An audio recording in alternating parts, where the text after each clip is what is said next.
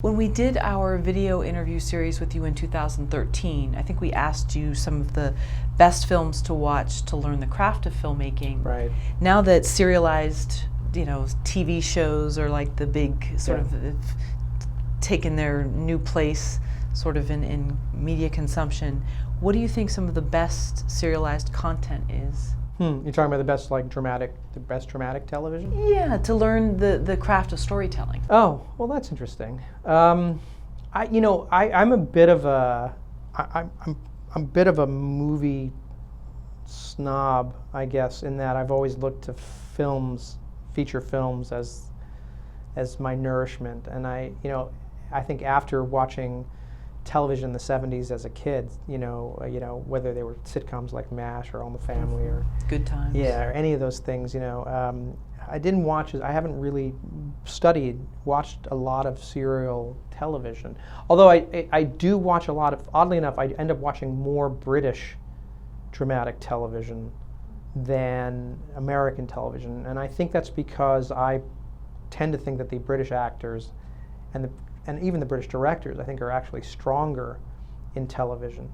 And I just started to find that a few years ago as I started to watch. And there's now a show like Sherlock, which made Benedict Cumberbatch a star.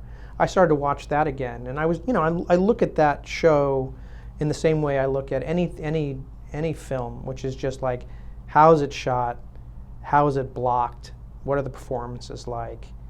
Is it working?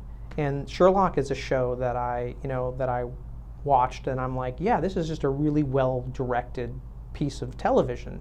And I think that's probably, to me, that's like the best kind of judge, when you watch a television show in the same way that you watch a film, where you get caught up.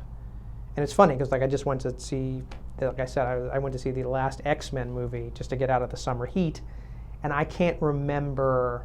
There wasn't, and Bryan Singer is obviously, an enormously capable director, but there wasn't anything new or interesting or resonant in that.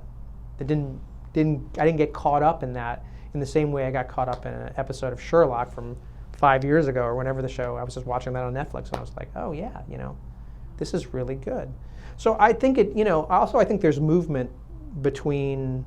There's definitely movement of directors and writers from television into film and back again. There's a lot of that now, when there wasn't so much before. And you could say, well, he's a television director, he's a television writer, and he's a. But unfortunately, I'm probably the last person to give advice on what television to watch. I think some of the ones that people certainly, obviously Breaking Bad is a show that people are enormously supportive of, and they admire the shooting in that. And what I've seen of that show, it's obviously enormously thoughtful and creative directing going on in that show. Other people are enormous fans of Mad Men. And there's a million shows. I mean, I think going back on HBO shows like The Sopranos, thinking that show was always, a well-directed. But I gauge that on whether, as a viewer, and again, filmmakers are much more critical. If I get caught up in the thing, in the story and the performances, and I just get caught up in the story, then it doesn't matter. Then it's working. Then it's a good piece of filmmaking, regardless of whether it's a TV show or whether it's a movie.